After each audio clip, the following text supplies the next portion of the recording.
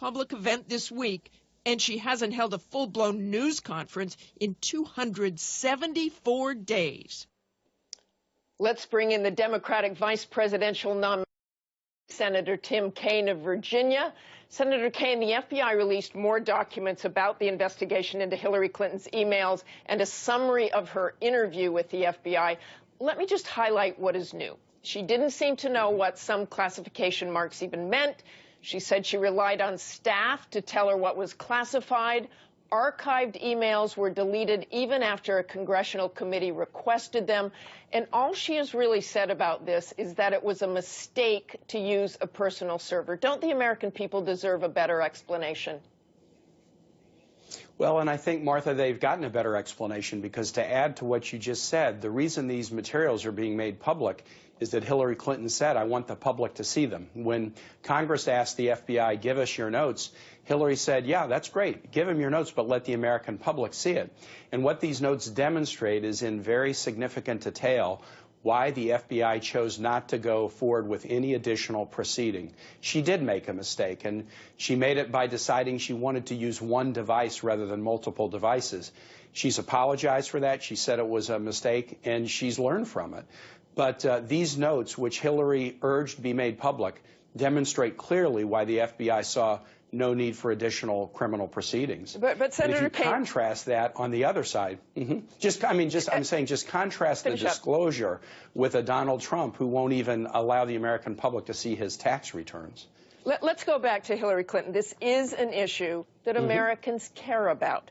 A majority of Americans do not trust her, largely because of this email issue. 66% do not trust her in the latest Fox News poll, and our ABC Washington Post poll shows a majority, 55%, disapproved of the FBI's decision not to indict her. So again, isn't this an issue that she needs to better explain? That's why she asked that these materials be made public. And I think when you read the materials and read the articles about the materials, they go into significant detail about why the FBI concluded that there was no need for any additional proceedings. And again, I just contrast that with Donald Trump, Senator Kaine, who is she hasn't answered questions about this. Shouldn't she be answering questions about this? Martha, I just have to disagree with you. I have sat with her while she has answered questions, while she's answered questions about what she did and why. And then she said, look, by using one device, I made a mistake. I apologize for it. I've learned something, and I wouldn't do it again. And I want all the facts to come out. I'll talk to congressional committees. We'll provide the material. FBI, release these materials to the public. But on the other hand, we've got a candidate in Donald Trump who won't release his tax returns to the public after he promised to do so. And talk about national security. He has openly encouraged Russia to engage in cyber hacking to try to find more emails or materials. And we know that this cyber attack on the DNC was likely done by Russia. A president was impeached and had to resign over an attack on the DNC during a presidential election in 1972. This is serious business. So contrast the Hillary situation, where the FBI said there's no need for legal proceedings, with an attack that is being encouraged by Donald Trump on the DNC by Russia, similar to what led to the resignation of a president 30 years ago. Okay, Senator Kaine, I want to ask you one specific question about Hillary Clinton's emails.